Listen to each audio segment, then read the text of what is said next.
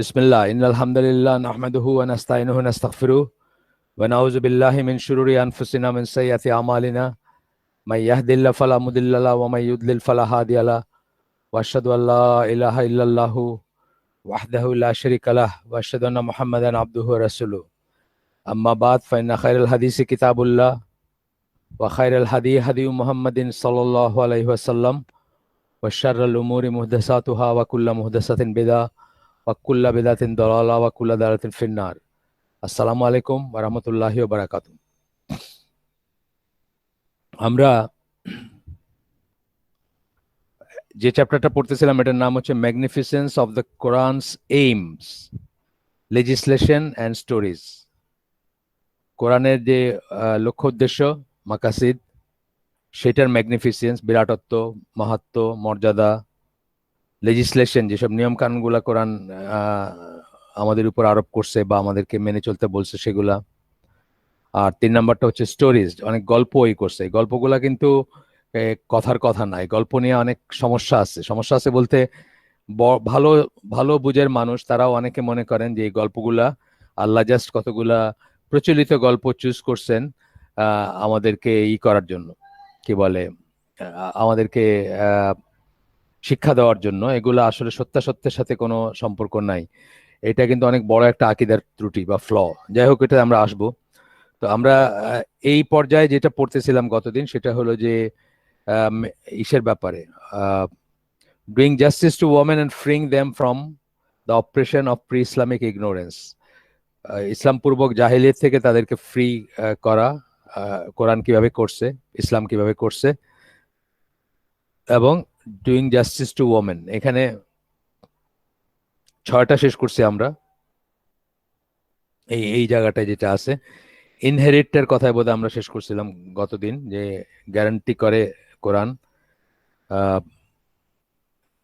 মেয়েদের জন্য মানে ইনহেরিটেন্স, এবং সেটা সূরা নিসা 7 নম্বর আয়াত পড়ে আমরা শেষ করছিলাম। আজকে পড়বো 7 নম্বর পয়েন্টটা এই ব্যাপারে, যে Quran guarantees women the right to bridal money বা মাহার, যেটাকে আমরা বলি আর কি, from their husbands. In fact, in the Quran, Allah commanded men to pay dowry বা mahar jai bolen to their wives. Therefore, the payment of bridal money is not optional but compulsory. মোহরটার কথা বলেন আল্লাহ, এবং এটা আল্লাহর কথা, এবং এই জন্য এটা কম্পালসারি। যদিও এটা অনেকে প্রাইস ট্যাগ বলতে চান, অনেক ইসলাম বিরোধী মানুষ বা ইসলাম বিরোধী না হোক স্কেপটিক, যাদের মনে সন্দেহ আছে, আমাকে প্রশ্ন করছেন যে আমরা কি তাহলে পয়সা দেই নাকি ঈদের, কি বলে ওই যে এটাকে প্রাইস ট্যাগ নাকি মেয়েদের, মনে হইতে পারে মানে প্রাইস ট্যাগ। কিন্তু আমি এটাকে একটু অন্যভাবে বলছি ওনাকে, যিনি প্রশ্ন করছিলেন, যে প্রাইস ট্যাগ যদি হইতো তাহলে তো মেটেরিয়াল জিনিস প্রাপ্তির ব্যাপার হইতো। সূরার বিনিময়ে বিয়া দেওয়া, এটা প্রাইস ট্যাগ হলো কেমনে? হ্যাঁ, সূরার বিনিময়ে আমাদের এখানে অনেক সময় দেখছি, আমাদেরই আমাদের অ্যারেঞ্জমেন্ট একটা বিয়ে হয়েছে, ওই মহিলা মোহর হিসাবে চাইছেন তার সরি ওই মহিলা মোহর হিসেবে চাইছেন তাকে হজ করাইতে হবে। এটা তো আর ওই প্রাইস না। সুতরাং আমি এটাকে যে বুঝি যে একজন মহিলা, আমি যেটুকু পড়াশোনা করছি এটা নিয়ে, যে একজন মহিলাকে সম্মানিত বোধ করেন একজন মহিলা, তার একটা অনার, তাকে একটা অনার করা হয়, তাকে যে কেউ আগ্রহ করে নিচ্ছে, তাকে যে আদর করে নিচ্ছে, পছন্দ করে নিচ্ছে, তার একটা ম্যানিফেস্টেশন হচ্ছে এই মহরটা। এই জন্য আমরা তো বিয়ের মধ্যস্থতা করি, এবং মহর নিয়ে যখনই কথাবার্তা হয় 2টা টেন্ডেন্সি দেখা যায়। আমাদের এখনকার যে ভাইরা আল্লাহর রহমতে নতুন ইসলামের পথে আসছেন, তারা এই ব্যাপারে একটু একটু স্ট্রিক্ট, যে তারা এক্স্যাক্টলি যেটা এফোর্ড করতে পারেন সেটাই দিবেন, উইচ ইজ ফাইন, একদম ঠিক কথা। এবং মোস্ট অফ দেম তারা চান যে ক্যাশ দিয়ে দিবেন, এইটাও ঠিক আছে, বা একদম রেডিলি দিয়ে দিবেন, বাকি রাখবেন না কিছু, এটা ঠিক আছে। এটা একটা এন্ড। আরেকটা এন্ডে দেখা যায় যে মেয়ের বাবা বা বাপের বাড়ি, যারা এখনো ইসলামের পথে ওইরকম আসেন নাই অথবা বোঝেন না সোশ্যাল নর্মস গুলা বা সমাজে কেমন দেখায় সেটাই করেন, ভ্যালু করেন, তারা দেখা যায় এক্সরবিটেন্ট, মানে হয়তো মানে ওই ছেলে যা মনে মনে চিন্তা করতেছে তার হয়তো 10 গুণ একটা ফিগার চিন্তা করে বসে আছেন। তাদের কাছে ছেলে অ্যাকচুয়ালি এটা দিল কিনা বা কবে দিবে কখন দিবে সেটা অত ইম্পর্টেন্ট না, লেখাটা ইম্পর্টেন্ট 1 নাম্বার। আর মোহরটাকে তারা অনেকটা মনে করেন যে এটা হলো ডিভোর্স ম্যাটার, যখন হবে তখনই হবে। দুইটাই ভুল। ছেলেদেরটা কারেক্ট, ভুল না ওইরকম, কিন্তু তারপরে আমি তাদেরকে বলি যে দেখেন, আহ, একজন মেয়েকে আপনি মুসলিমাকে ঘরে আনতেছেন, উনি যেন ফিল করেন যে ওনাকে আপনি অনার করে নিয়ে আসলেন, সম্মান দিয়ে নিয়ে আসলেন। আপনি যদি করেন কি বলে এই যে বার্গেন করতে শুরু করেন, তারপরে খুব মানে মানে যদি মহিলার কাছে মনে হয় যে আমাকে স্কুইজ করে বার্গেন করে এই করা হচ্ছে, তখন তার কাছে কিন্তু জিনিসটা সুখকর হবে না। এই জন্য আমি দু একটা বিয়েতে ইন্টারফেয়ার করে, খুবই ক্লোজ আমার একজন, যেমন সে বুয়েট থেকে পাশ করে জাস্ট কয়েকদিনের ভিতরে বিয়ে করছে, অল্প এক দুই বছরের ভিতরে বিয়ে করছে। সে বলছে আমি 50,000 টাকা দিতে পারি, আমি 50,000 টাকায় দিব। আর মেয়ের বাপ চাইতেছে যে তার অন্যান্য মেয়েদেরকে সে যেভাবে দিচ্ছে বা অন্যান্য তাদের ফ্যামিলিতে 4 লাখ 5 লাখ টাকা হয়েছে, তো এটা এই দুই আন মিলাইতে আমার খুব কষ্ট করতে হয়েছে। তো যাই হোক, এটাকে ওইভাবে না দেখে আমাদের উচিত, বাবা মাদের উচিত, যারা করবেন তাদের উচিত যে যেটা প্র্যাকটিক্যালি আদায় করা হবে বা আদায় করার জন্য বলা হবে সেটাই করা উচিত, ফিক্স করা উচিত, বা সেটাতেই সন্তুষ্ট হওয়া উচিত, এবং সঙ্গতি সবকিছু আসবে। আর ছেলেদের পক্ষ থেকে আমি বলবো যে 50,000 টাকা যে বলছে, সে এই সেন্সে বলছে যে তার কাছে রেডিলি এই পয়সাটা সে দিয়ে দিতে পারবে। তা আমি বলছি যে দেখো তুমি, আমি মেয়েটাকেও জিজ্ঞেস করছি, মেয়েটা বলছে আমার কিচ্ছু ম্যাটার করে না, আমার কোনো সে নাই এটাতে। তার মানে মেয়েটা যে কোনো কিছুতে রাজি। তখন আমি ছেলেটাকে বলছি যে আপনি তাকে একটু এমন ভাবে করেন যাতে মানে সে সম্মানিত বোধ করে। যাই হোক, এরপরে এরপরে পয়েন্টটা হচ্ছে, এখানে বললেন and give the women whom you marry their মাহার। এখানে তারপর বলতেছেন উইথ এ গুড হার্ট। এই যে গুড হার্ট কথাটা বললাম, যে মনটা খুশি করে দিবেন, ভালোই করে দিবেন, তাকে সম্মান করে দিবেন, এবং আপনার তফিক অনুযায়ী দিবেন। অফকোর্স আপনার তফিক না থাকলে আপনি কি ধার কর্য করবেন বা দেউলিয়া হয়ে, সেটাও বলতেছি না। বাট এটা যেন আপনার সেই জন্য অনার্ড ফিল করে। আপনি দেখবেন আল্লাহ সাল্লামের সময় সুরার বিনিময়েও যেমন আছে, আবার বাগানের বিনিময়, খেজুরের বাগানের বিনিময়ে কিন্তু আছে, মোহর আছে। হ্যাঁ, যার যে অবস্থা সেই অনুযায়ী। বাট এটা একটা ম্যাটার অফ অনার, এটা এটা প্রাইস ট্যাগ না। প্রাইস ট্যাগ যদিও মানে আহ, অনেকে বলবেন, ফেমিনিস্ট যারা বা যারা সেকুলার হিউম্যানিস্ট, তারা এটাকে ওইরকম দেখাইতে চাবেন, কিন্তু তা না ব্যাপারটা। আচ্ছা, 8 নাম্বার হচ্ছে Quran forbid men from wrongfully taking wealth from their wives. ওয়াইফদের কাছ থেকে রংফুলি মানে জোর করে নিয়ে নেওয়া, অথবা তাদেরকে না দেওয়া, যেটা আমাদের দেশে উল্টাটা দেখা যায় না, মানে কিসের মোহর দিবে, উল্টা আরো ওই মহিলাকে বিয়ে করে আয় না, একটা দিনও ভুলে থাকতে দেয় না যে তোমার বাবা মানে কিছু দেয় নাই, অথবা আমার বাপ কইছিল এটা দিব এখনো দেয় নাই। এইসব থেকে কত, আপনাদের পেপার খুললে দেখেন কত মারামারি কাটাকাটি হয়, কত ডিভোর্স হয়, কত কিছু হয়, এটা দেখাই যায়, আমরা দেখি। তো এখানে সূরা নিসার 19 নাম্বার আয়াত এর অংশ বোধহয় করতেছেন, আমার মনে হচ্ছে এটা অংশই। তো বলতেছেন যে you who believe, you are forbidden to inherit women against their will, মানে তাদের কাছ থেকে নিয়ে নেওয়া আর কি। এখানে ইনহেরিট কথাটা নিয়ে নেওয়া সেন্সে বলতেছেন, মানে নিয়ে নিতে পারবা না বা নিয়ে নিবা না। যদিও ওই ওয়ারিসেরই একটা ফর্ম ইউজ হয়েছে এখানে, বাট এটা সেন্সটা ওইরকম আর কি, যে নিয়ে নেওয়া।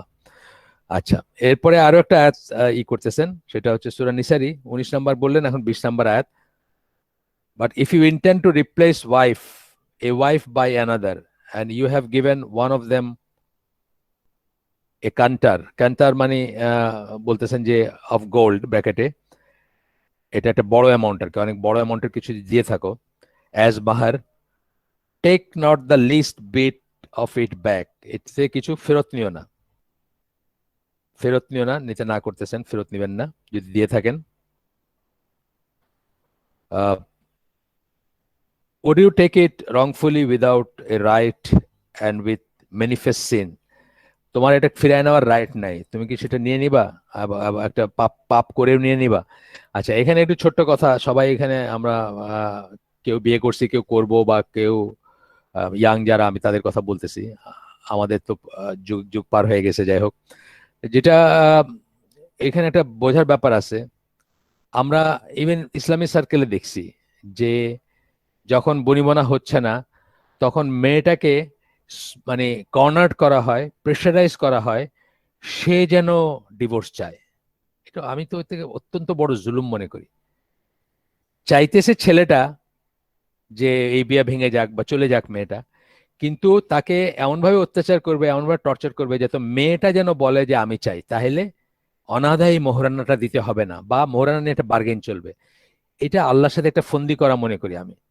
মোহরানা তো আপনার উপর ফরজ ওয়াজিব বা দেও, আপনার ঋণ হয়ে গেছে যেদিন আপনি বিয়ে করছেন সেদিন। দিতে পারেন নাই লজ্জার কথা, অথবা ডেফিসিয়েন্সির কথা, অথবা আপনার মজবুরি, আপনার সমস্যা ছিল, দিতে পারেন, ঠিক আছে, ফাইন। আজকে আপনার বনিবনা হচ্ছে না, আপনি এটাকে একটা বানাচ্ছেন, এটা ফন্দি, এটা আল্লাহর সাথে ফন্দি করা আর কি। যে আপনি এমন ভাবে মেয়েটাকে কর্নার করতেছেন যাতে সে বলে যে ঠিক আছে আমার মোহরানার দরকার নাই, যা বাকি আছে বাকি আছে, বা যা দেও নাই আমারে ছেড়ে দাও, এরকম। এইটা দেখা যায় যে একটা বড় ফ্যাক্টর। এইটা নিয়ে কিন্তু বছরের পর বছর চালাই দিতেছে, হয়তো 1 লাখ 2 লাখ 3 লাখ টাকা হোয়াট এভার যাই হোক। এই যে মেয়েটাকে ঝুলায় রাখলো, ইন সেন্স ঝুলায় রাখা না, ঝুলায় রাখলো, বা মানে দাম্পত্য সম্পর্ক নাই, দুজন আলাদা থাকে, স্টিল তাকে করছে যাতে সে বাধ্য হয় করতে। আমি এটাকে মহা অন্যায় মনে করি। আপনারা ইনশাল্লাহ আপনাদের নিজেরাও করবেন না, এবং আপনাদের মানে কি বলে, আপনাদের আহ, আপনাদের গার্ডিয়ানশিপে যদি কারো ছোট ভাই হোক, বড় ভাই হোক, বা অন্য যে কারো প্রসঙ্গ আসে, তখন এটা খেয়াল করবেন এই অন্যায়টা যেন না করা হয়। এটা এটা আর যারা মেয়েরা, যারা যদি না চায় ডিভোর্স, মেয়েরা ডিভোর্স চাইলে, খোলা চাইলে, সেখানে বার্গেনের একটা স্কোপ শরীয়তে দেয়, যে যদি মেয়েটা খোলা চায় তখন যেন মানে ওই ভদ্রলোক বলতে পারে যে তুমি তাহলে যে মহারানা নিশ্চয়টা ফেরত দাও, আর নাহলে 50% ফেরত দাও, অথবা যে কোনো একটা একটা নিজেদের ভিতরে একটা সেটেলমেন্টে তারা আসতে পারে, এটা জায়েজ আছে। কিন্তু আসলে আপনিও চাচ্ছেন না সেই মেয়ের সাথে ঘর করতে, কিন্তু আপনি তাকে বাধ্য করতেছেন ওই পজিশনে যাওয়ার জন্য যাতে আপনি বার্গেন করতে পারেন, এটাকে আমি অন্যায় বলতেছি আর কি। আর তা যদি না হয়, আপনি একজন ছেলে যদি ডিভোর্স করে, তাহলেই তো আল্লাহ বলে দিচ্ছেন যে কিছু কিছু ফেরত না নিতে। যখন আপনি আপনার কোনো রিজনে ডিভোর্স করবেন, অথবা আপনার আরেকজনকে বিয়ে করতে চান, সেই জন্য আপনি দুইজন করতে পারেন না, এফোর্ড করতে পারেন না, হোয়াট এভার যে যে রিজনই হোক সেটা। 9 নম্বর, the Quran strictly forbade men from mistreating women during periods of marital strife। এই যে যেটা বললাম, যখন বিয়ে নিয়ে সমস্যা চলে, একটা দাম্পত্য সমস্যা চলতেছে, তখন যেন মিসট্রিট না করেন ওয়াইফকে। A husband should either keep his wife and treat her properly, or set her free। Husband যেন তাকে সুন্দর ব্যবহার করে, তাকে সুন্দরভাবে রাখে, অথবা তাকে মুক্ত করে দেয়। এই যে একটা কর্নারে নিয়ে কোনো দাম্পত্য সম্পর্ক নাই, তার সাথে থাকে না, আলাদা রুমে থাকে, কিন্তু তাকে মানে নানা রকম কথা শোনাইতেছে, হ্যাঁ, মানে বাপ বাপ তুলে খোটা দিতেছে, বা একটা কিছু বলতেছে, so that say fed up হয়ে একসময় বলে যে লেট মি গো, বা একটা কিছু অন্যরকম ঘটে। এখানে আল্লাহ বলে দিচ্ছে or or set her free in a just and merciful manner. দুইটা কথা বলছেন, জাস্ট বলছেন এবং মার্সিফুল মনের বলছেন। জুলুম যেন না করেন। আমরা আয়াতটা পড়ি, সূরা বাকারা 231 নম্বর আয়াত। And when you have divorced women and they have fulfilled the term of their prescribed period, মানে ইদ্দতের কথা বলতেছেন, either take them back on a reasonable basis or set them free on a reasonable basis। আপনি নিতে পারেন, মানে 3বার তালাক না হইলে একবার যদি হয়ে থাকে, হ্যাঁ, আপনি ডিভোর্স করছেন এবং ইদ্দত পিরিয়ডও পার হয়ে গেছে, বলতেছেন এখানে আল্লাহ প্রেসক্রাইব পিরিয়ড পার হয়ে গেছে, যদি নিতে চান অন আ রিজনেবল বেসিস, মানে সুন্দরভাবে তাকে ফেরত নিতে পারেন, অর্থাৎ আবার বিয়ে করতে পারেন, হ্যাঁ। আর না হলে তাকে ঝুলায় রাখবেন না, মোট কথা। এটা একটা টেন্ডেন্সি আগেও ছিল, ওই সময় ছিল, এখনো আছে মানুষের ভিতরে, যে ঝুলায় রেখে কষ্ট দিতেছে, বা ঝুলায় রেখা এসপার ওসপার কিছুই করতেছে না, বা তাকে বলতেছে না চলে যাও, থাকতেও বলতেছে না, মানে অনেক রকম করে। এই জিনিসগুলা কিন্তু আমাদের দেশে মেয়েদের উপরই হয়ে থাকে, বা অন্য সমাজেও হয়ে থাকে। এটা অন্যায়, এটা ইসলাম বিরুদ্ধ। এটা হয়তো সমাজে প্রচলিত একটা জিনিস হইতে পারে, আপনার সমাজে বা আপনার ইসে। যেমন ধরেন অনার কিলিং, অনার কিলিং জিনিসটা শুনতে হয়তো খুব ভাল লাগে, বা শুনতে অনেকের রোমান্টিক লাগতে পারে, যে দেখছো কত এই নিজের, কিন্তু অনার কিলিং কি ইসলামে জায়েজ? না, ইসলামে জায়েজ না। ইসলামে আত্মপক্ষ সমর্পণ ছাড়া আপনি কাউকে কাউকে কিছু করতে পারেন না। আত্মপক্ষ সমর্পণ ছাড়া একজন মুরতাদকেও কিছু করা যাবে না। যেই জন্য আপনারা জানেন, আপনাদেরকে বলছি আমি, যে সালমান রুশদি যখন ওই রিদ্দা করলো, তার স্যাটানিক ভার্সেস বইটা লিখলো, লেখার পরে যখন তার উপরে নানা মানুষ নানা রকমই করলো, ইরানের খোমেনি তখন তার উপরে করলেন যে তাকে যে হত্যা করবে, মৃত্যুদণ্ড করলেন আর কি, যে হত্যা করবে তাকে এইভাবে পুরস্কার দেওয়া হবে কারণ সে মোরতাদ, সে এটা। তখন 48টা ওআইসি-ভুক্ত দেশের বড় বড় আলেমরা বলছেন যে না, এটা ঠিক হয় নাই, এটা এটা করা ঠিক না, কারণ তাকে আত্মপক্ষ সমর্থন করতে দিতে হবে, তাকে তার কথা শুনতে হবে, তাকে তওবা করার সুযোগ দিতে হবে, তারপরে তার উপরে এটা। আর তাছাড়া এটার জন্য অথরিটি রাখে, সেটা আলাদা ক্লজ, যে স্টেট যেখানে যার আন্ডারে সে থাকবে, মানে অনেক অনেক ক্লজ আছে আরো। যাই হোক, তো যেটা বলতেছিলাম যে but do not take them back to hurt them, and whoever does that then he has wronged himself. কিন্তু do not take them back মানে কি, আপনি আবার বিয়ে করলেন তাকে, আবার তাকে ঘরে নিলেন এবং আবার তাকে কষ্টই দিলেন তাকে, আগের আপনার এক্সপিরিয়েন্স হয়েছে যে হাউ টু হ্যান্ডেল থিংস, এখন আপনি আরো আরো আরো নিষ্ঠুরতা সহকারে তার ট্রিট করলেন এবং কষ্ট দিলেন। এগুলো করা উচিত না আসলে। এবং বুঝতে হবে যে আপনি বা দুইজনে, এটা বোথ ওয়ে। আমরা কোনো হাজবেন্ড তার ওয়াইফকে ওন করে না, OWN, ওন করে না, সে তার মালিক না, কৃতদাসী না তার সে, আর ওন করে না সে, অথবা কোনো ওয়াইফও তার হাজবেন্ডকে ওন করে না। আমরা অনেক সময় হাজবেন্ড বা ওয়াইফ ভাইস ভার্সা একে অপরকে ওন করার একটা সেন্স দেখাই। বুঝতে হবে যে যদি সঙ্গত কারণে বা লিগেল বলতে ইসলামিক লিগেল ওয়েতে যদি ডিভোর্স হয়ে যায়, তাহলে কিন্তু সে আমার জন্য জাস্ট একজন আজনবী, মানে একজন অপরিচিত মানুষের মতো, এবং আমার আর কোনো রাইট থাকবে না তার উপর, বা তারও কোনো রাইট থাকবে না আমার উপর।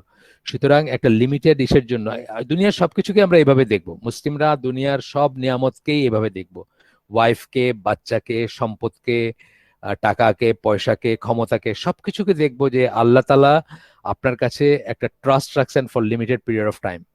ছেলে মেয়েও তাই, কিন্তু ছেলে মেয়েও তাই, সম্পদও তাই, একটা লিমিটেড পিরিয়ড অফ টাইম।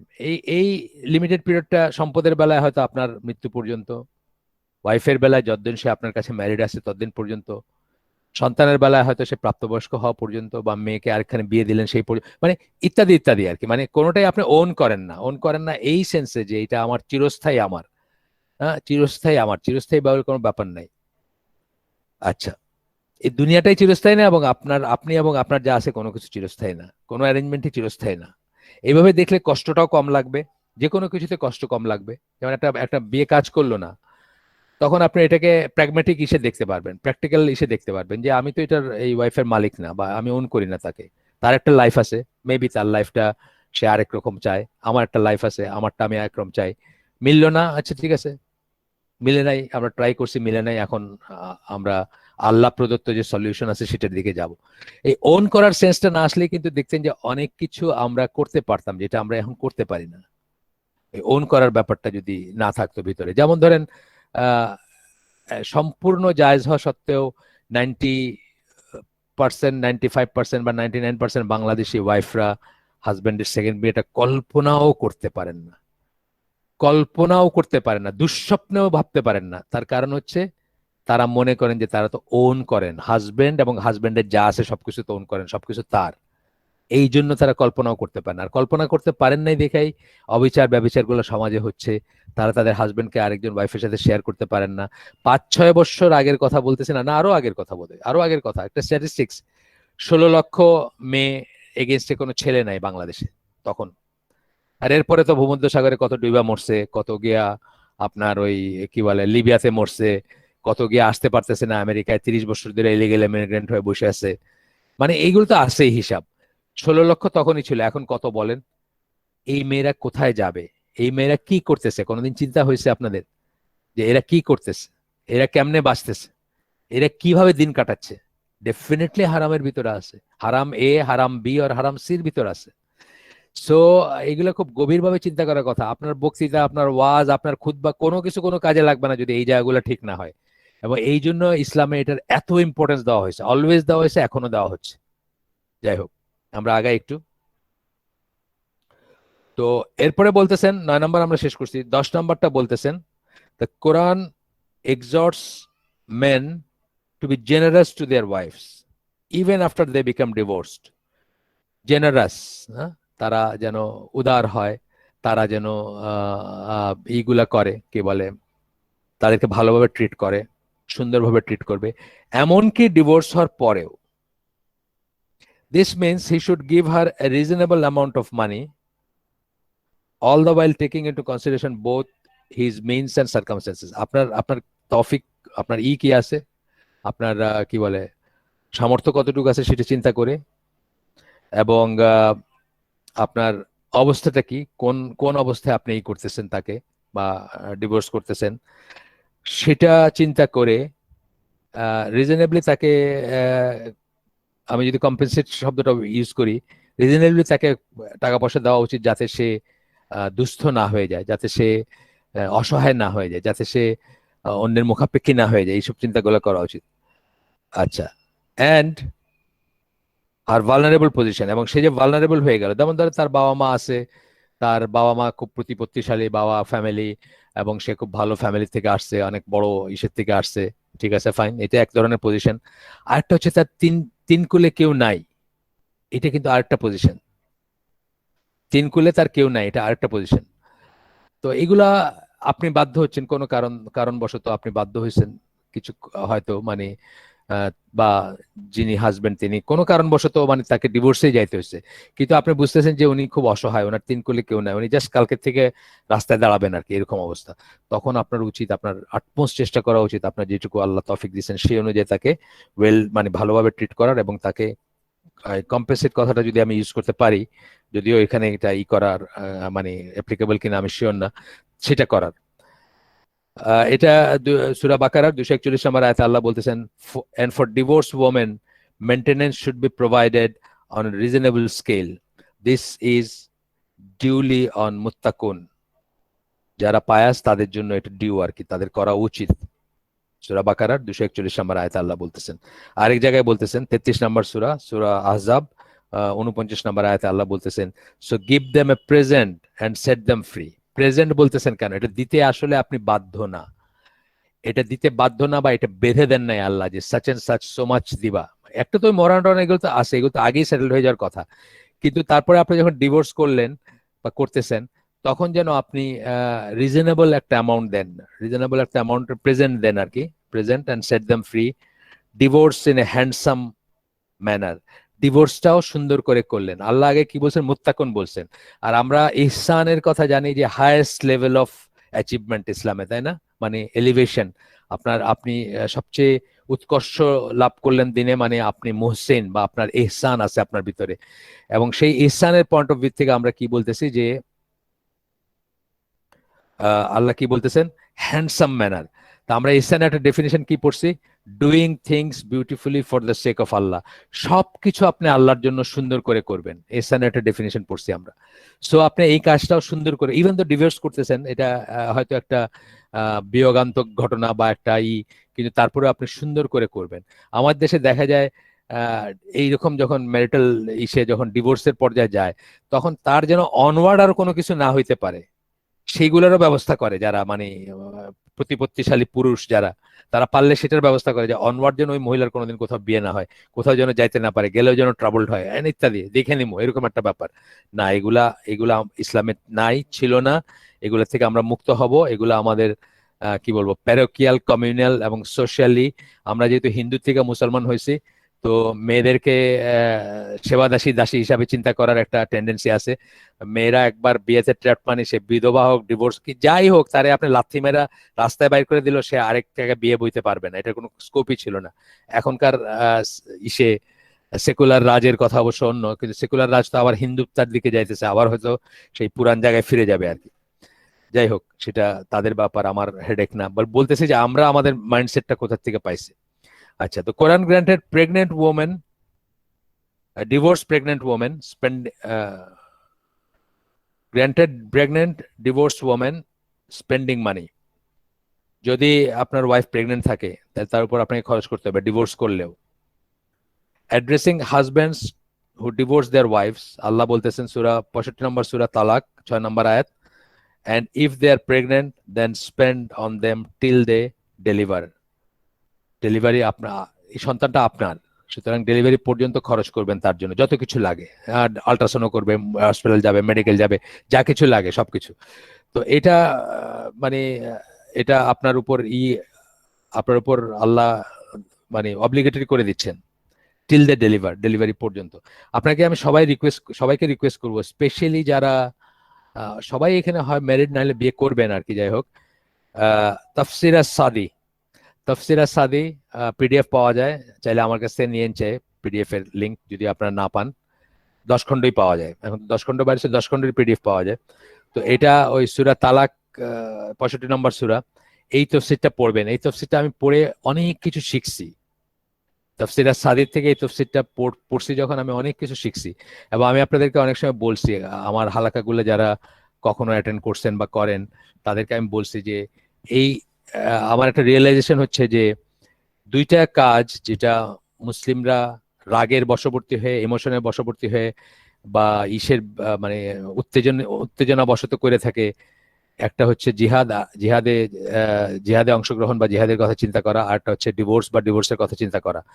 দুইটা কাজই আমি শিখছি যে অত্যন্ত ঠান্ডা মাথায় চিন্তা করার ব্যাপার, অত্যন্ত ঠান্ডা মাথায় চিন্তা করার ব্যাপার। প্রস এন্ড কনস, মানে লাভ হইল কিনা, ইসলামের লাভ হইল কিনা, আপনার লাভ হইল কিনা, কমিউনিটির লাভ হইল কিনা, দুনিয়ার লাভ হইল কিনা, আল্লাহর পক্ষে কাজ করলেন কিনা, নাকি আল্লাহর বিরুদ্ধাচরণ করলেন, এই অনেক কিছু চিন্তার আছে।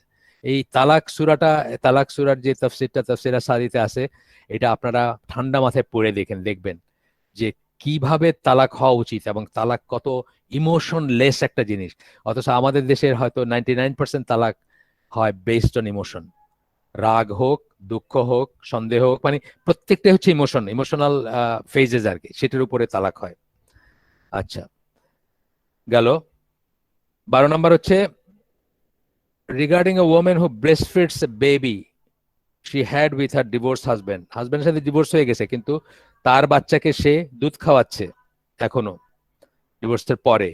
the Quran orders the husband to pay her wages for her service।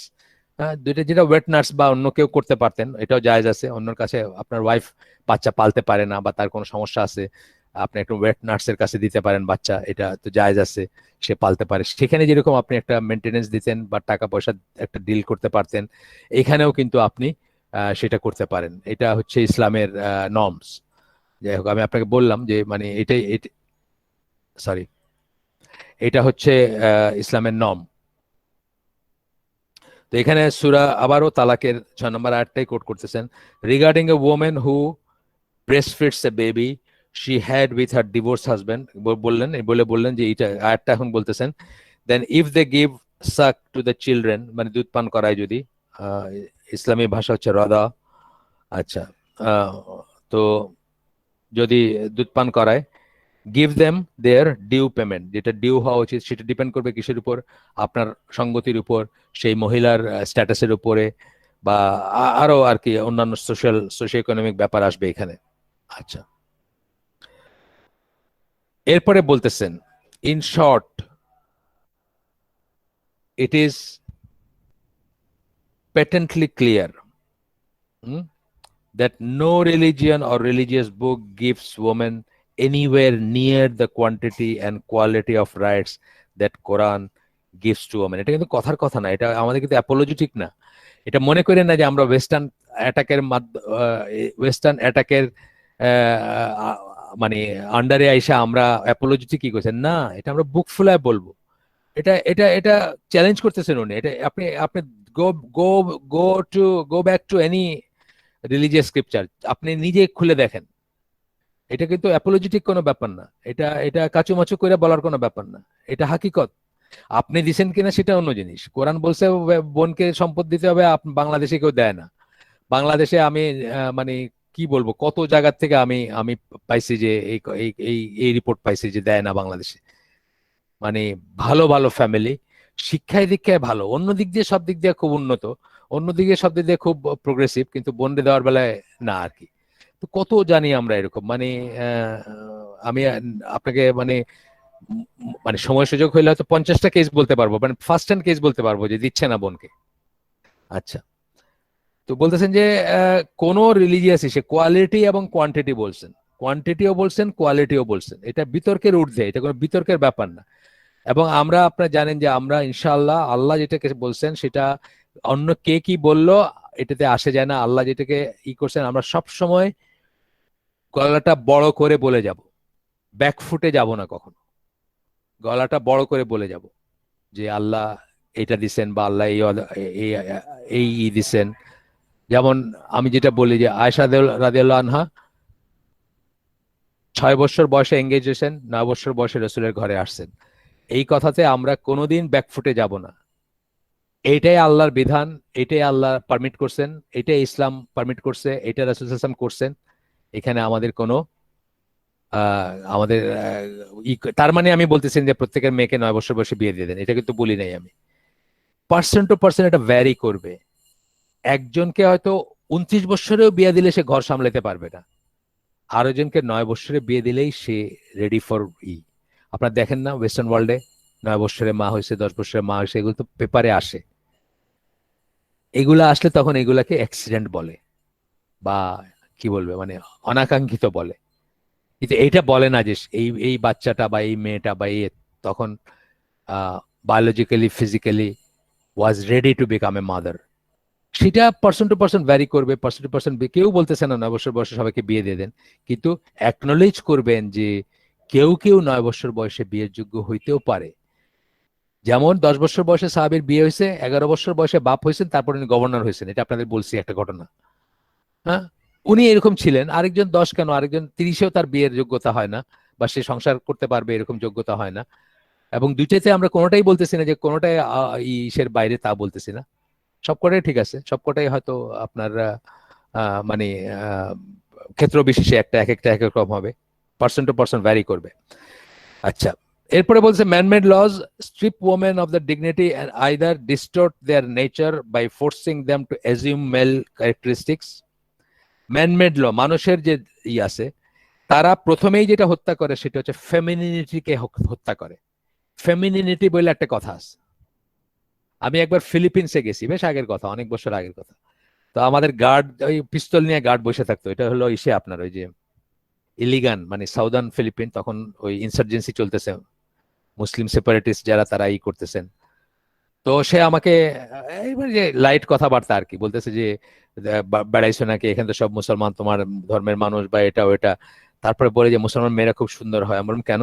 বলে ওদের তো ওই যে পর্দা করে, তো সূর্যের আলো লাগে না বা রাফ কোনো করে না, কাজ করে না। আমাদের মেয়েরা যেরকম জিন্সের প্যান্ট টি শার্ট পরে রাস্তায় ওই কি বলে বেলচা হাতে ময়লা সাফ করতেছে, এইগুলা তারা করে না, এইসব কাজ করে না, তাদের হাজবেন্ডরা তাদের ঘরে বাইরে বাড়িতে যায় না।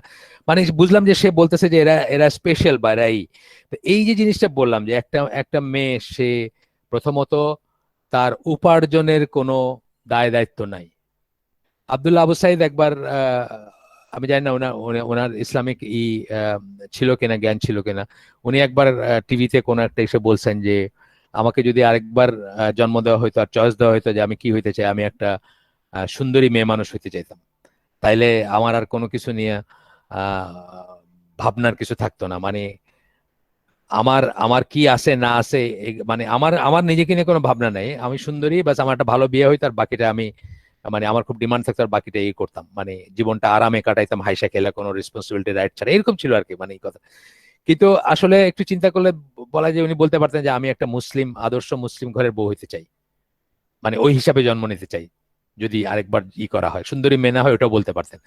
কারণ আসলে একটা আদর্শ মুসলিম ঘরের ওয়াইফ হলে তার উপরে কোনো ধরনের বাইরের কোনো ব্যাপারই থাকে না, কোনো কোনো রেসপন্সিবিলিটি থাকে না, উপার্জনের রেসপন্সিবিলিটি বা চাকরি করার প্রেশার বা বাইরে গিয়ে কাজ করার প্রেশার ইত্যাদি থাকে না। এবং তার ফেমিনিনিটি যেটাকে বলে, দ্য ভেরি নেচার, যে জন্য আমরা আমরা মেলরা অ্যাট্রাক্টেড ফিল করি ফিমেলদের প্রতি, কেন? তাদের ফেমিনিনিটির জন্য।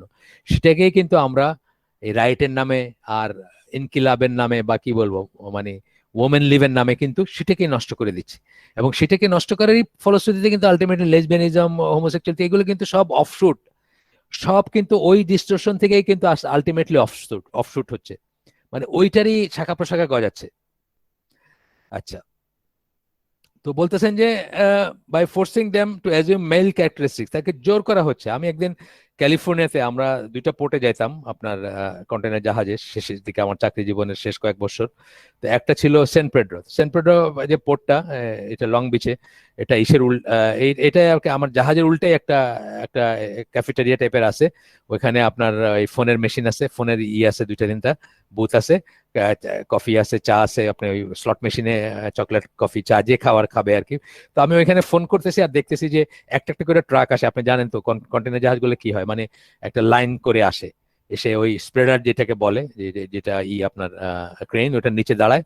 আমি খেয়াল করলাম যে বিশাল ট্রাক, বুঝছেন না, রাত্রে হয়তো ধরেন তখন দুইটা দুইটা হবে, একটা একটা কালো মহিলা সেটা চালাইতেছে। তার হয়তো তখন বাচ্চাকে বুকে জড়ায় ঘুমে, শীতের শীতের সময়, সেটা ক্যালিফোর্নিয়া যদিও অত ঠান্ডা না, বাট তারপরেও আমাদের জন্য ঠান্ডা। তার হয়তো তার বাচ্চাকে বুকে জড়ায় তাকে ওয়ার্ম দেওয়ার কথা, সে এখানে ট্রাক চালাইতেছে আর কি। এই রাইড দিছে তাকে পশ্চিমাই বা এই পজিশনে তাকে নিয়ে গেছে। or turn them into mere sex objects, তাদেরকে সেক্স অবজেক্টস মানে যৌন সামগ্রীতে পরিণত করছে। এটা তো আমি বলি, আমি আমার কোন একটা লেখায় আমি লিখছি যে নিউ ইয়র্কে সাবওয়েতে আছেন আপনি, ধরেন হঠাৎ আপনার ইচ্ছা হলো, আপনি এই জাস্ট একটা কথার কথা বলতেছি, যে আপনার আপনার হঠাৎ মনে হলো যে আপনি একটা জেব্রা ছবি দেখতে চান, বা জেব্রার কথা মানে মনে পড়ছে আপনার, কোন একটা জিনিস চেক করতে চান, একটা ছবি দেখতে চান, আপনি অলমোস্ট 100% শিওর যে ওইখান থেকে কিছু করতে পারবেন না। অফকোর্স এখন ইন্টারনেটের যুগ আসছে, এটা অন্য কথা। কিন্তু ধরেন আপনি একটা একটা জেব্রার ছবি, বাস্তব ছবি দেখতে চান, ইন্টারনেট আপনি একটা বই বা একটা ইসে দেখতে চান, কিন্তু আপনার ইচ্ছা হলো যে আপনি একটা ন্যাংটা মেয়ের ছবি দেখতে চান। আপনি 1 লক্ষ ন্যাংটা মেয়ের ছবি ওই সাবওয়েতে দাঁড়ায় কিনতে পারবেন। মানে যে বুক স্টল গুলো আছে, বা যে চকলেটের দোকান আছে, বা যা আছে, যেখানে যে শপটা মানে ছোট্ট দোকান যেটা আছে সাবওয়েতে, যেরকম দোকান থাকে সাবওয়ের আশেপাশে বা নিচেও থাকে অনেক সময় আন্ডারগ্রাউন্ডে, আপনি আপনি দেখতেছেন যে আপনি আপনি 1 লক্ষ মেয়ের একটা ছবি দেখতে পারবেন। মানে এটা এটা এটা মানে কিনতে পারবেন, দেখতে পারবেন, এটা কমোডিটি হিসাবে বিক্রি হচ্ছে। এইটা মিন করতেছেন আর কি যখন বলতেছেন যে সেক্স অবজেক্টে তাদেরকে পরিণত করা।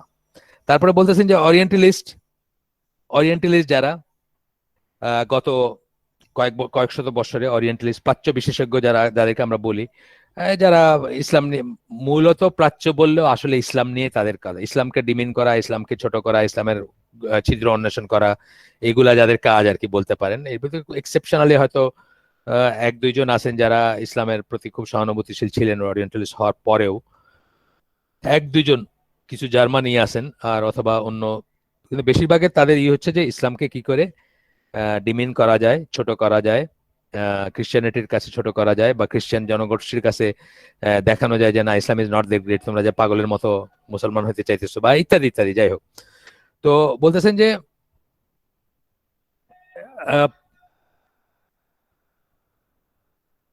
তারা, আমরা কোনটা ঠিক কোনটা ঠিক না এগুলা জাজ করার চেষ্টা করছেন, আমাদের বিশ্বাস, আমাদের প্র্যাকটিস, এগুলাকে করার চেষ্টা করছেন।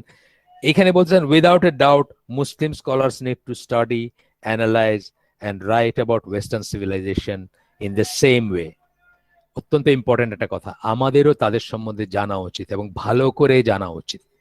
আমরা যে ক্রান্তিলগ্নে ইসলাম সিরিজটা করতেছি, এটা হচ্ছে একটা অপ্রতুল কিন্তু তারপরে একটা চেষ্টা মানুষকে বোঝানোর যে কেন তাদের সাথে আমাদের যায় না, কেন তাদের চোখ দিয়ে পৃথিবী দেখলে আমরা কোনোদিন মুসলমান হিসাবে প্রোগ্রেসও করতে পারবো না, এমনকি মুসলমান থাকতেও হয়তো পারবো না তাদের চোখ দিয়ে দুনিয়া দেখাইলে।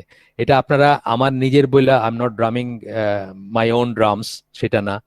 আপনারা এই সিরিজটা দেখতে পারেন, যারা দেখছেন বা যারা দেখেন নাই। 10টা পর্ব শেষ হয়েছে, 10টা পর্ব আরো হয়তো 4-5টা পর্ব চলবে। সবকটাই তাকওয়া মসজিদের ইসে, মানে ভিডিওটা আর কি। আর অডিও তো আমাদের ইসে আছে, আইসিডির ওয়েবসাইটে আছে। তবে ভিডিওটাতে আমি অনেক সময় নিয়ে করতেছি এবং অনেকটুকু নোট করে করে করতেছি, তো অনেক পেপার ওয়ার্ক বা হোমওয়ার্ক করতেছি আমি। সেই জন্য হয়তো আমাদের আইসিডিতে আমরা যেটা একটা সুইপিং করছিলাম, তার চেয়ে হয়তো এই আয়োজনটা অনেক রিচ এবং অনেক ভালো।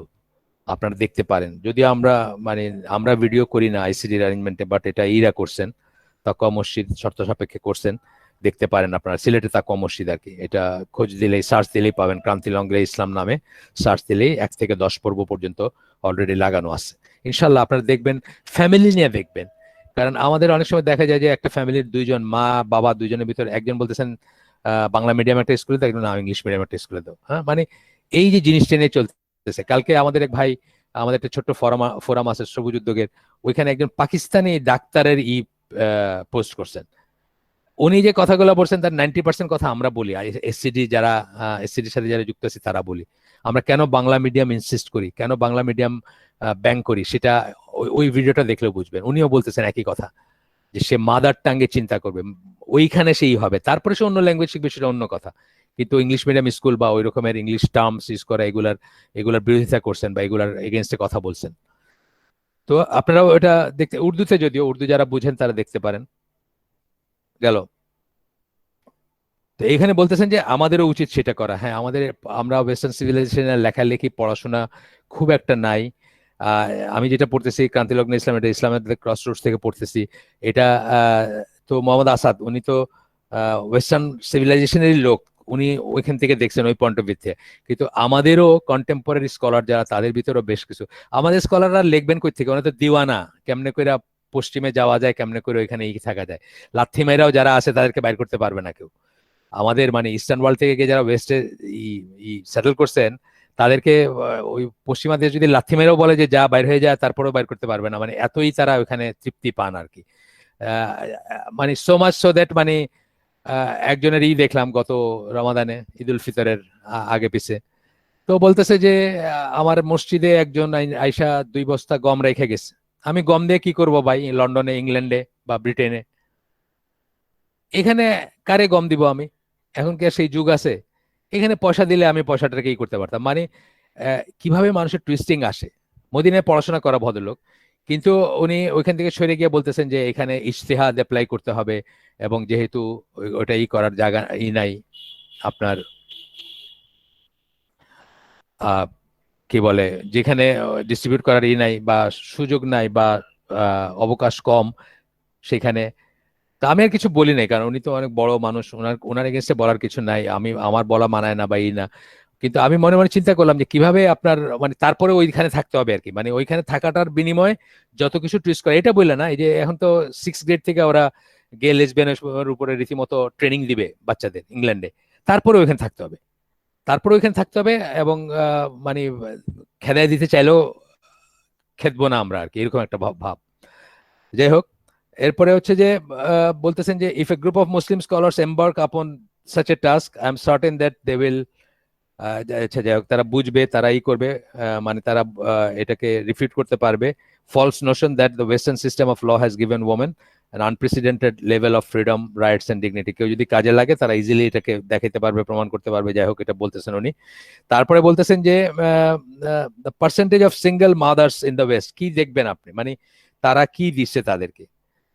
Single mother in the West, আস্তে আস্তে তো বিয়ে শাদী নাই হয়ে যাচ্ছে ওয়েস্টে, এবং সন্তান উৎপাদনও নাই হয়ে যাচ্ছে, সংসার নাই হয়ে যাচ্ছে। এটা জানেন আপনারা, অনেকবার আলাপ করছি আমরা, যে মানে এই যে ইটালিয়ানরা, আমি একটা ডকুমেন্টারি দেখছি, এই কোভিড এর ভিতরে চার্টার করা প্লেন দিয়া মরক্কো থেকে লেবারদের নিয়ে আসছে ইটালিতে একটা জোনে, যেখানে ভেজিটেবল খেতে নষ্ট হয়ে যাওয়ার উপক্রম হয়েছে। আলহামদুলিল্লাহ, আল্লাহ তাদের ফসল দিচ্ছেন, মানে ভর্তি ক্ষেত ভর্তি শালগম, কপি টাইপের জিনিস, কিন্তু এগুলো উঠানোর মানুষ নাই তাদের। চার্টার প্লেন দিয়ে এই কোভিড এর ভিতরে পয়সা বেশি দিয়া, মানে যত রকম করে নিয়ে আসতে হয়েছে। তো তাদের আগামী কয়েক বছরের ভিতরে বুটাম টিপার মানুষ থাকবে না। ফিল্ডের লেবারের কথা বলতেছি না আমরা, বুতাম টিপার মানুষ থাকবে না, যে বাটন টিপায় যেটা করা হয় সেটার মানুষ থাকবে না। তো যাই হোক, তো এগুলা আলটিমেটলি বাইর হয়ে আসবে, যে to raise their children on their own, single mother, এটা তো আপনারা জানেন ওয়েস্টার্ন ওয়ার্ল্ডের একটা উপজীব্য, অনেক গল্পের, অনেক অনেক ইসের কি বলে, অনেক লেখালেখির, বা অনেক হিউম্যান রাইটস ইসের, বা অনেক ফেমিনিস্টদের ইসের। The percentage of women who in order to make a living have to sell their bodies in one way or another. শরীর বিক্রি করতে হয় একভাবে বা আরেকভাবে, একভাবে বা আরেকভাবে, মানে শরীর বিক্রির রেঞ্জটা অনেক বড়।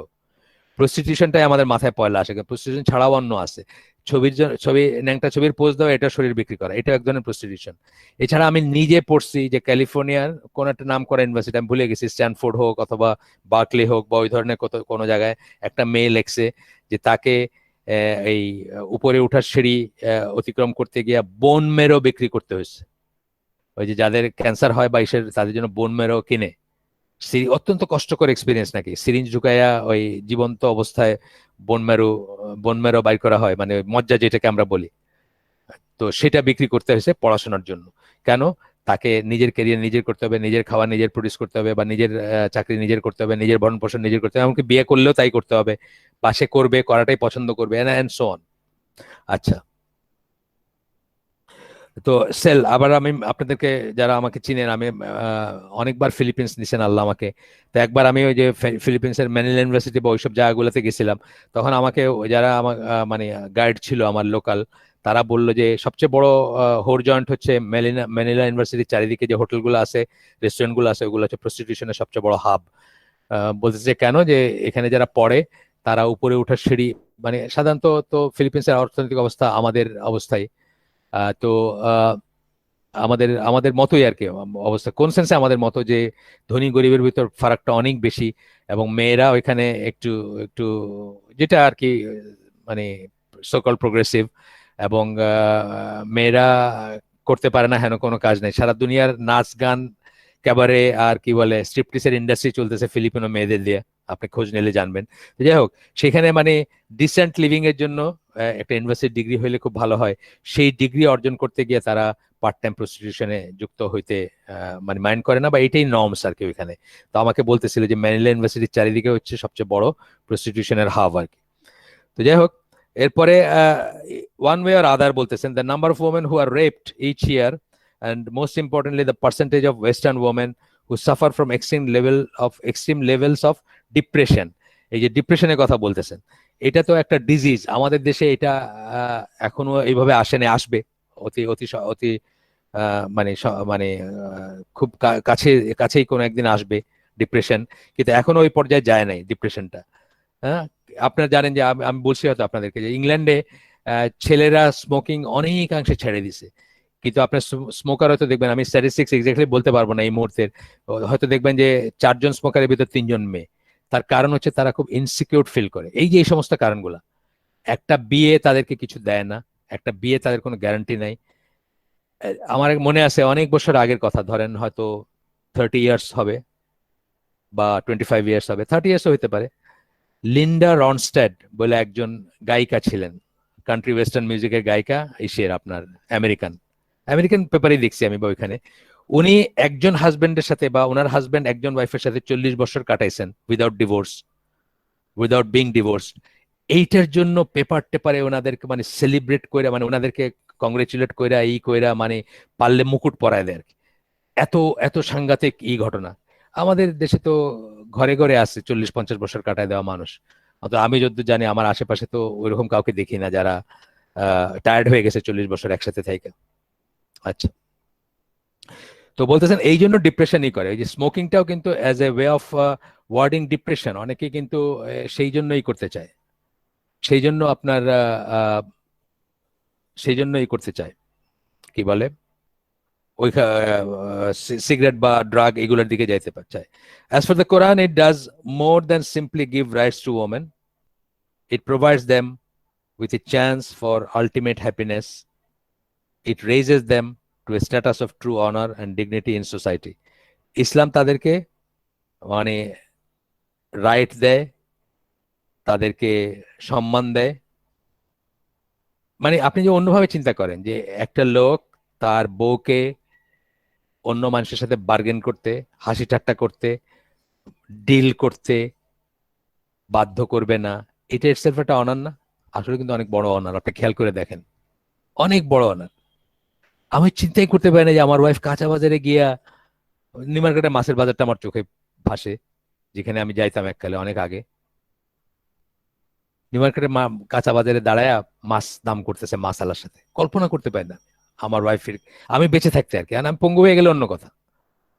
তো আল্লাহ মাফ করুন। ফর ইন ইসলাম, শেষ কথা বলতেছেন এই চ্যাপ্টারের, for in Islam women like their male counterparts are thinking honorable beings who are fully accountable for their actions and who will be fully rewarded in the hereafter for their deeds. Sorry, কি বললেন যে ইসলামে like দেয়ার mail কাউন্টারপার্টস, তাদের বিপরীত দিকে যে ছেলেরা আছে, ওয়াইফ হইলে হাজবেন্ড, বোন হইলে ভাই, male counterparts, are thinking, চিন্তাশীল, অনারেবল বিংস।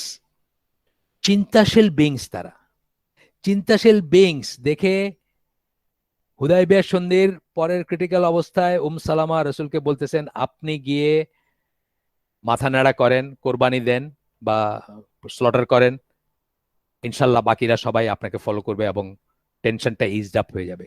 চিন্তাশীল বিংস, যারা চিন্তা করছে, চিন্তা করে তাদের হাজবেন্ডেরকে বলছে যে এটা এরকম করো বা এটা এরকম করো, বা নবীকে পর্যন্ত অ্যাডভাইস করছে তারা। অথবা চিন্তাশীল বিং, যে নবী যখন বলছেন যে তুমি একবার সরি বলে দাও না, কি হয়, তখন বলছেন যে না, আমি কেন সরি বলবো, আমি তো কোনো ভুল করি না, আমি সরি কেন বলবো, আমি যেটা করি নাই সেটার জন্য আমি সরি কেন বলবো। চিন্তা করছেন দেখে এটা বলতে পারছেন। যদি চিন্তাটাও বন্ধক রাখতেন পুরুষের কাছে অথবা অন্যের কাছে, তাহলে এটা করতে পারতেন না। এই জন্য খুব সুন্দর, এই টার্মটা খুব সুন্দর ইউজ করছে, আমার খুব পছন্দ হয়েছে পড়তে গিয়ে। আর থিঙ্কিং অনারেবল বিংস, চিন্তাশীল সম্মানিত প্রাণী, who are fully accountable for their actions, যারা তাদের অ্যাকশনের জন্য, তাদের কার্যকলাপের জন্য ফুললি অ্যাকাউন্টেবল, তারা রেসপন্সিবল, তারা তাদের হিসাব দিবে, তারা তাদের কি করছে সেটার হিসাব দিবে। তাদের আন্ডারে যা আসছে ছিল, তাদের আওতায় যা ছিল, তাদের ক্ষমতায় যা ছিল, তাদের যা প্রোটেক্ট করার কথা ছিল, তাদের যা অ্যাবিউজ করার কথা ছিল না, সেখানে কি করছে সেটা তারা ইন্ডিভিজুয়ালি আল্লাহর সামনে দাঁড়াবে এবং জবাব দিবে। and who will be fully rewarded in the hereafter for their deeds, এবং উল্টাভাবে তাদের ডিডসের জন্য তারা রিওয়ার্ডেডও হবে হিয়ার আফটারে, শেষের এসে। তো এই এই ছিল আমাদের এই চ্যাপ্টারটা। 7 মিনিট আছে, আমরা নেক্সট চ্যাপ্টারটা একটু টাচ করি। চ্যাপ্টার না মানে জাস্ট সেকশন, যদি বলি আমরা সেকশন 5 একটু টাচ করবো, জাস্ট কি নিয়ে ওটা। এই চ্যাপ্টারটার নাম হচ্ছে, এই সেকশনটার নাম হচ্ছে bringing happiness two human beings in both this world and here after. মানুষকে হ্যাপি করা এই এই দুনিয়ায় এবং আখেরাতে। হ্যাপি কথাটা যখন আমরা ইউজ করব, তখন আমরা এটাকে কমফোর্ট প্লেজার থেকে আলাদা করব। হ্যাঁ, কমফোর্ট একটা কথা আছে, প্লেজার একটা কথা আছে, দুইটার থেকে আমরা আলাদা করব। এখন আপনার প্রথমেই যে কথাটা বলছেন, one of the primary aims of the Quran is to guide mankind to the truth. Guide, guide কি? হেদায়েত। হেদায়েত কি? পথ দেখানো। কিসের দিকে? সত্যের দিকে। সত্যের দিকে পথ দেখানো। হেদায়েত নিয়ে অনেক বড় কথা আছে, এটা আলাদা আলাদা ব্যাপার, অন্য একদিন কোনোদিন আমরা বলবো। মানে হেদায়েত কিভাবে, কয় প্রকার, এটা মিনিং কি বলছেন আল্লাহ কোরআনে, এটা বলতে কি বোঝাইছেন, সেটা আলাদা একটা বিষয়। কোথায় জানি আমি পড়তেছিলাম, তো এটা অন্য সময় আমরা আলোচনা করব। আপাতত পথ দেখানো, পথ নির্দেশনা, দিক নির্দেশনা ইত্যাদি আমরা বুঝি। তো প্রথমে সূরা বাকারার 120 নম্বর আয়াত কোট করতেছেন, সে verily the guidance of Allah, that is the only guidance. আল্লাহ যে পথ দেখান সেটাই হচ্ছে একমাত্র পথ নির্দেশনা, এর বাইরে কোনো পথ নির্দেশনা নাই। এটা হচ্ছে মোদ্দা কথা আর কি। আল্লাহর আল্লাহর হুদা যেটা, সেটাই হচ্ছে আল হুদা আর কি, মানে দি হুদা, দ্য অনলি অনলি এই হেদায়েতের ব্যাপার বা guidance, only guidance. In every unit of prayer আমরা বলি ইহদিনাস সিরাতাল মুস্তাকিম। এখানে ই করছেন, আমরা বলি প্রত্যেক রাকাতে বলি আমরা যে আল্লাহ আমাদেরকে সরল পথ দেখাও। ইহদিনা এটা মানে হাদার থেকে আসছে বা হেদায়েত থেকে আসছে বা হুদার থেকে, মানে সব এক রুট থেকে আসছে আর কি। ইহদিনাস সিরাতাল মুস্তাকিম, guide us to the straight way. The point here is that if a person follows the guidance of the Quran, he does not fall into distress and misery. সে কষ্টে পড়বে না, সে দুঃখে পড়বে না, সে ইগনোমিনি মানে খুব ইসে পড়বে না। আচ্ছা, তো আপনার এখানে আরেকটা আয়াত কোট করতেছেন, সূরা তাহা 123 নম্বর আয়াত, and whoever follows my guidance shall neither go astray nor fall into distress and misery. যে আমার হেদায়েত বা পথ নির্দেশনা বা আমি যে গাইড করি, পথ দেখাই, সেটা যে ফলো করবে সে বিপদগামী হবে না, আর সে ডিস্ট্রেস মানে বিপদ, একটা বিপদগামী বললাম, একটা বিপদগ্রস্ত হবে না, মানে হায় হায় আমার সব গেল, এই ফিলিংটা তার আসবে না। এবং মিজারি মানে একেবারে একটা নিগৃহীত অবস্থা বা একটা আহ, আহ, ছিন্ন ভিন্ন অবস্থা বা একটা কি বলবো একটা বিপর্যস্ত অবস্থায় সে পড়বে না। তো আমরা এই সূরা তাহার 120 নম্বর সূরা 123 নম্বর আয়াত এইখানে আজকের আয়োজন শেষ করে দেই। আমরা এখান থেকে অনওয়ার্ড ইনশাল্লাহ পড়বো। আমাদের 27 হয়ে গেছে, একটা দুটো প্রশ্ন দেখা যাচ্ছে, আমি দেখি আমি আমার জ্ঞানে কুলায় কিনা। আসসালামু আলাইকুম। আমাদের দেশে যে প্রচলিত ডিভোর্সের নিয়ম দেখা যায়, হাজবেন্ড মুখে তালাক উচ্চারণ করে না কিন্তু সেপারেট থাকে, কিন্তু তারপর কোর্টের মাধ্যমে তালাক নোটিশ পাঠানো হয়, তারপর নিষ্পত্তি হয়, এইভাবে তালাক হয়? আসলে মেয়েরা যখন এই তালাক দেয় সেই তালাক কি হয়? এটা অনেক বড় ডিসকাশনের কথা। তারপরে ইন জেনারেল ইয়েস হয়। একটা জিনিস হচ্ছে উত্তম, আরেকটা জিনিস হচ্ছে, একটা জিনিস হচ্ছে সুন্দর উত্তম, আরেকটা জিনিস হচ্ছে হয়ে যাচ্ছে, পার্টলি অশুদ্ধ হলেও হয়ে যাচ্ছে। এই জন্য এই ব্যাপারে আমরা অত্যন্ত সাবধান থাকব। এর পরের প্রশ্নটা এটার সাথে সম্পৃক্ত বোধহয়, যে সিগনেচার করলে তালাক, হ্যাঁ সিগনেচার করলে হবে তালাক। শুধু সেটা না, মনে মনেও তালাকটা ভাববেন না, মনে মনেও ভাববেন না যে আমি মানে রাগের মাথায় যে আমি এরকম একটা কিছু করলাম, সেটাও ডেঞ্জারাস। তার কারণ আপনি জানেন তো, রোজা কিন্তু মনে মনে ভাঙা যায়, জানেন না? এটা জানেন তো? রোজা রাখছেন আপনি, আপনি ইসে যাচ্ছেন, কি বলে, আপনি সফরে আছেন, কিচ্ছু নাই আপনার কাছে, পানিও নাই আপনার কাছে, কিছুই নাই আপনার কাছে, ইফতারের ওয়াক্ত হয়েছে, আপনি মনে মনে চিন্তা করবেন যে আমি ইফতার করলাম, আমি রোজা ভাঙলাম। একই ব্যাপার, তালাক কিন্তু মনে মনেও চিন্তা করবেন না। হ্যাঁ, সাবধান। মুখে আনবেন না, মনে চিন্তা করবেন না, এবং মানে ডিসাইসিভ কিছু চিন্তা করবেন না। আর সিগনেচার করলেও হবে, কারণ সিগনেচার করাটাও একটা কনস্ট্যান্ট দেওয়া। আচ্ছা, আসসালামু আলাইকুম স্যার, আমার এখানে খুতবা শুরু হচ্ছে ফরেন ল্যাঙ্গুয়েজে, যেটা আমি বুঝি না, সেই ক্ষেত্রে খুতবাতে মনোযোগ দেয়া কি জরুরি? মনোযোগ দেওয়া বলে ওইটুকুই, ওইটুকুই যে কথা বলবেন না, চেষ্টা করবেন বুঝতে। আপনি দোকানে ডিম কিনেন না? আমি তো মালয়েশিয়ায় থাকছি, মানে অনেকবার গেছি, থাকছি বলতে ওই একদম দিনকে দিন থাকিনি, আমার ওয়াইফ নিয়ে বেড়াইতে গেছিলাম একবার, 10 দিন ছিলাম। তো মালয়েশিয়ান ভাষা খুব সোজা। আমরা অন্য কারণে, এখনই যদি আপনাকে জাহাজে সাইন অন করায় দিত পুরাটা মালয়েশিয়ান ক্রু, আপনি কিন্তু 2 দিনে শিখে ফেলতেন বই একটা কিনে। শিখে ফেলেন। মালয়েশিয়ান ভাষা তো খুব সোজা, কোনো ভার্ব নাই। দুনিয়ার সবচেয়ে সোজা ভাষা হচ্ছে মালয়েশিয়ান ইন্দোনেশিয়ান ভাষা আমার মতে। শিখে ফেলেন, যতদূর শিখবেন শিখে ফেলেন একটু। তারপরে মনোযোগ দিলে প্রাথমিকভাবে কি, প্রাথমিকভাবে আপনি চুপ করে থাকবেন, ইতি তাকাবেন না, অন্য ডিস্টার্ব করবেন না, আওয়াজ করবেন না, ঘুমাবেন না। হ্যাঁ, তারপরে শব্দগুলো বোঝার চেষ্টা করবেন। আমরা কি আর অ্যারাবিক ওইভাবে বুঝি নাকি?